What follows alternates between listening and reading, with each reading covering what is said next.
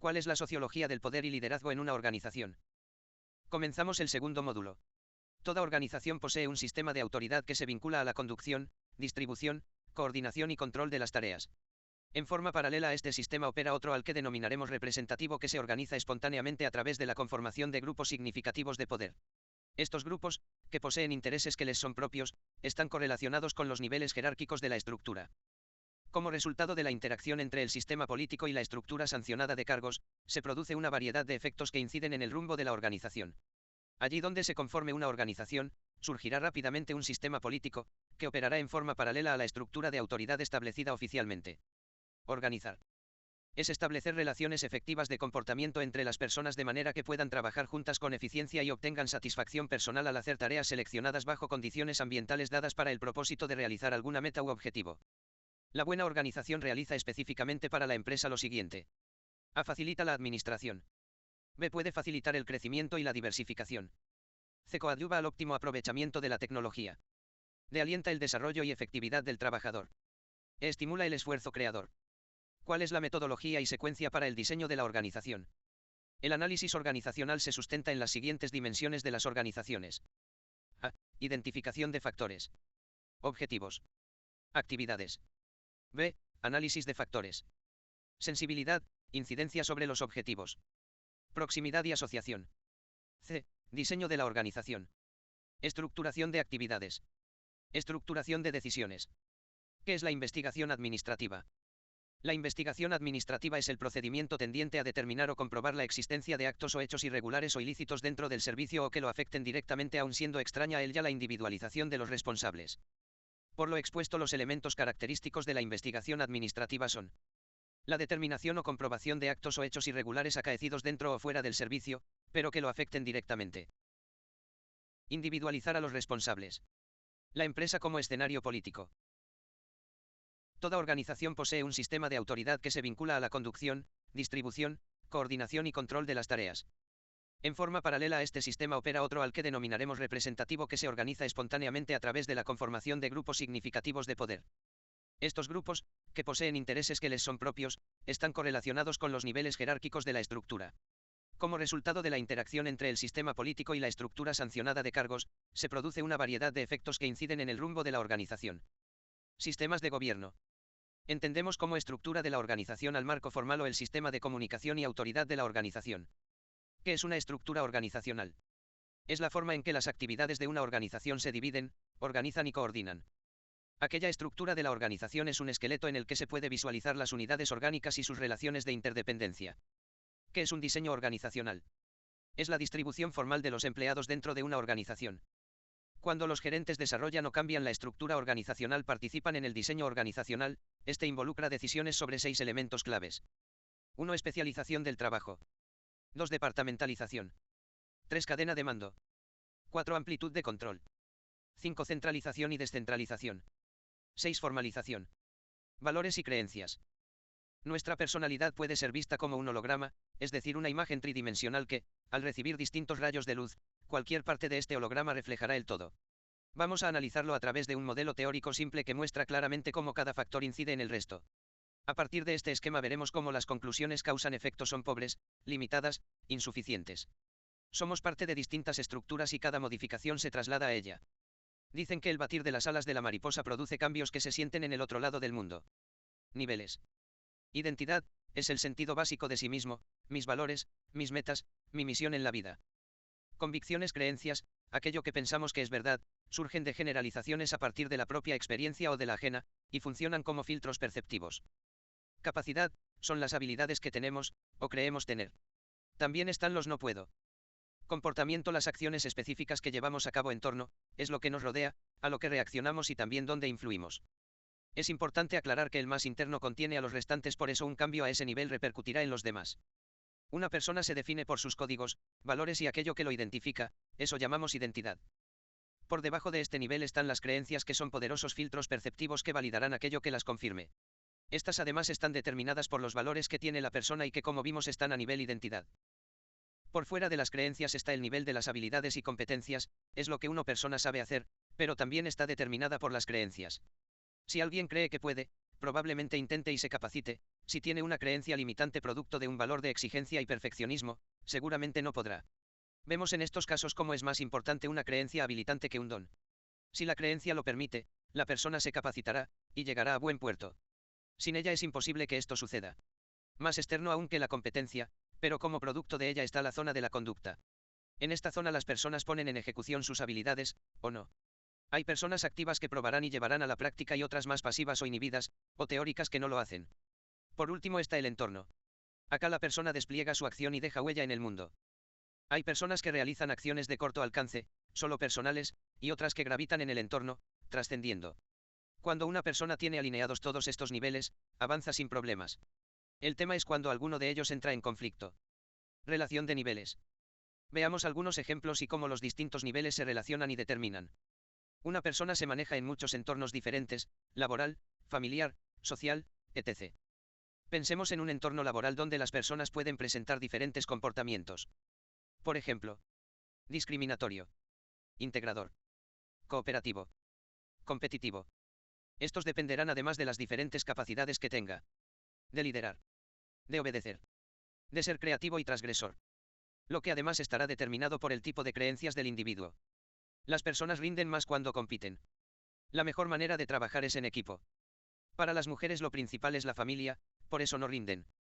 Los criados en familias humildes les falta el roce social para ocupar determinados puestos gerenciales. Los que carecen de dinero se esfuerzan más. Hay que saber obedecer y eso te asegura el reconocimiento de los superiores. Si no eres audaz no progresarás. Y esto estará determinado por los valores que aprecia esa persona.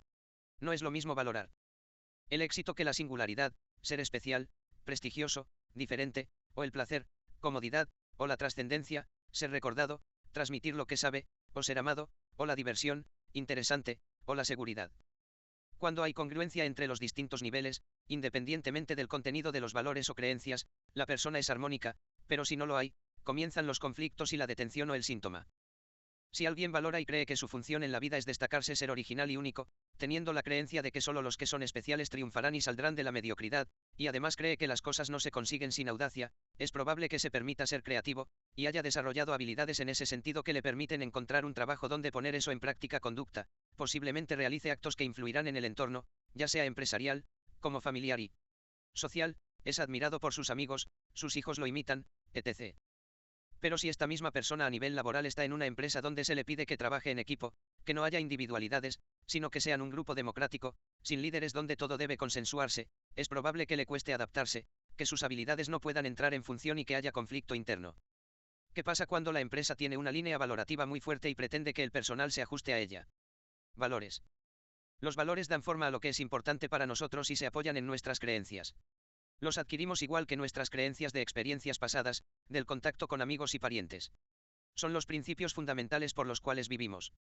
Por lo general son nominaciones, salud, amor, éxito, diversión, riqueza, comodidad, prestigio, poder, sabiduría, seguridad, aprendizaje, aventura.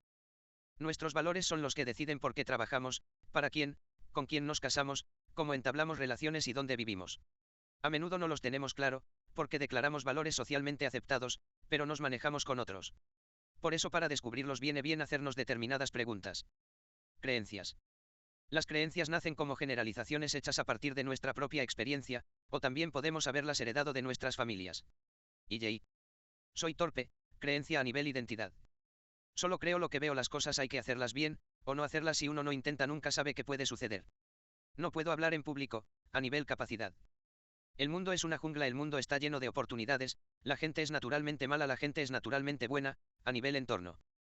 Cada una de estas creencias serán filtros perceptivos que harán registrar determinadas experiencias que confirman nuestra creencia y dejarán en la oscuridad las que las nieguen. Tal vez sea hábil para algo, nadar, dibujar, limpiar, pero eso no cuenta a la hora de pensar que soy torpe y esto determinará que hay cosas que no intente. Hay muchas cosas que uno no ve y son indiscutibles, por ejemplo las ondas de sonido, sin embargo no entran en nuestro análisis. Pero esto me hará escéptico a la hora de intentar algo nuevo que todavía no he visto. Cuando se trata de un no puedo, decimos que estamos ante un virus restrictivo, porque los no puedo funcionan paralizándonos. Es diferente pensar que no podemos a que algo nos es difícil. Ante la primera creencia, no lo intentamos, ante la segunda le dedicamos más esfuerzo y tiempo. Cuando creemos algo sobre nuestra sociedad o el mundo, entonces tenderemos a tener valores que sean acordes a este pensamiento. Quien cree que el mundo es una jungla se comporta diferente a quien cree que el mundo está lleno de oportunidades. Valorará otras cosas, se arriesgará menos, se conectará con más desconfianza, etc. Cuando nuestro campo unificado es coherente, nuestra vida será más armoniosa, más fácil, menos problemática. Cuando hay conflicto entre diversas áreas entramos en conflicto interno. Lo que es importante saber es que las creencias se cambian. No son como la altura o el color de ojos que viene de nacimiento, es algo que adquirimos y vamos cambiando a medida que vivimos. El tema está en identificar aquello que no es funcional y poder cambiarlo. Si hay tantas creencias como personas, querrá decir que no existe una verdad. Más bien hay formas de interpretarla, y según la interpretamos, la vamos creando. Alguien que piensa que son todos enemigos, se mostrará hostil y convertirá al mundo en su enemigo. Seguramente alguien que está con actitud amable y amistosa encontrará más personas amigables. Sociología del poder. La propuesta de sociología del poder nace de la voluntad de comprender mejor la realidad social a la que nos enfrentamos. En muchas ocasiones, el análisis que se hace de ella nos dejaba preguntas por formular y respuestas insatisfactorias, por lo que creímos necesario construir nuevas herramientas teóricas que nos permitieran avanzar. Sobre todo, teniendo en cuenta que muchas de las teorías académicas dominantes han servido a las élites actuales para justificar unas decisiones claramente perjudiciales para la población, lo que se puede ver claramente por ejemplo en la hegemonía del neoliberalismo. El poder en las organizaciones. A lo largo de la historia, la mayoría de las sociedades ha generado modelos de organización jerarquizados en sus relaciones políticas, sociales y económicas. Una sociedad jerarquizada es un sistema social compuesto por unos actores que establecen relaciones entre sí, de acuerdo a su capacidad para disponer de determinados recursos. De este modo, para analizar la estructura del poder de una sociedad es necesario identificar la tipología de los actores y su relevancia, las dinámicas que rigen las relaciones entre estos, los recursos de poder de que disponen, así como su respectivo peso en la sociedad. Respecto a los actores, la creación de jerarquías conlleva inevitablemente la división de los miembros de la sociedad entre gobernantes y gobernados o, como se define en nuestro marco teórico, entre élites y población. La segunda se encuentra en la base de la pirámide social y generalmente está sometida a las decisiones de las élites, excepto en momentos puntuales en los que se convierte en actor. La división entre élites y población se fundamenta en los distintos objetivos e intereses que guían a cada uno de los grupos. Por una parte, el interés de las élites debe definirse en términos de poder. Su objetivo prioritario será siempre mejorar su posición en la jerarquía compitiendo con las demás élites. La relación que se establece entre las élites es de competición circular, sin fin, pues sus aspiraciones son siempre relativas, al medirse constantemente con la posición del resto de actores. El interés de las élites es entonces lo que definimos como acumulación diferencial de poder, es decir, acumular más poder que sus competidoras. Esta competición por la acumulación de poder se produce en todos los ámbitos de la sociedad. Además, la formación de élites implica inevitablemente competencia por el control de recursos de poder, ya sean estos políticos, económicos, informativos, coactivos, ideológicos, o de cualquier otro tipo. Respondiendo a este análisis, nuestra concepción del poder está ligada al propio proceso competitivo, y entendemos que el poder acumulado es un poder efectivo en la medida en que es útil para acumular más poder. Por otra parte, definimos como relaciones de poder lineales, las relaciones que establece la población cuando es capaz de identificar de forma consciente sus necesidades y se moviliza para alcanzarlas. Cultura y liderazgo. Desde su fundación las organizaciones reciben la influencia de sus líderes, quienes las moldean y marcan la ruta a seguir. Aunque cambia con el tiempo, este nivel de influencia define la cultura de cada organización. La cuestión de cómo debe ser el líder del futuro no es nueva. Primero se definen las características que no se deben cambiar y luego cuáles deben ser las características del líder del futuro. Lo que no es nuevo. En el terreno empírico una constante de la práctica en el liderazgo es que se debe depender de la situación en la cual debe actuar y las características de sus subordinados. Debe centrar su atención en sus diferentes elementos. Generalmente las teorías se centran en algunos de los elementos y no prestan atención a los demás. Tampoco se interesan por la dinámica organizacional.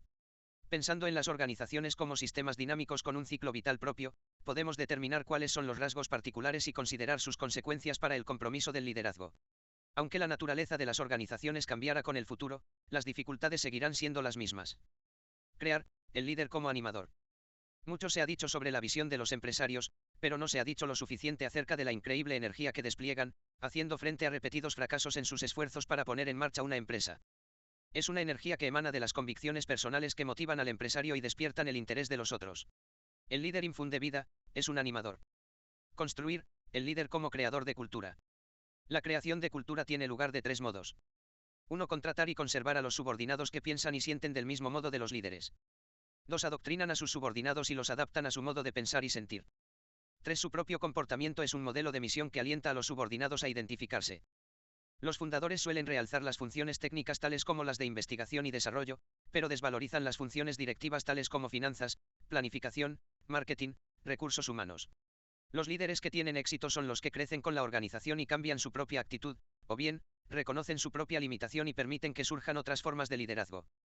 Si esto no sucede internamente, se crearán focos de poder que fuerzan al fundador a salir por completo de la misión de director general para pasar a salir de la organización. Cambiar, el líder como artífice del cambio.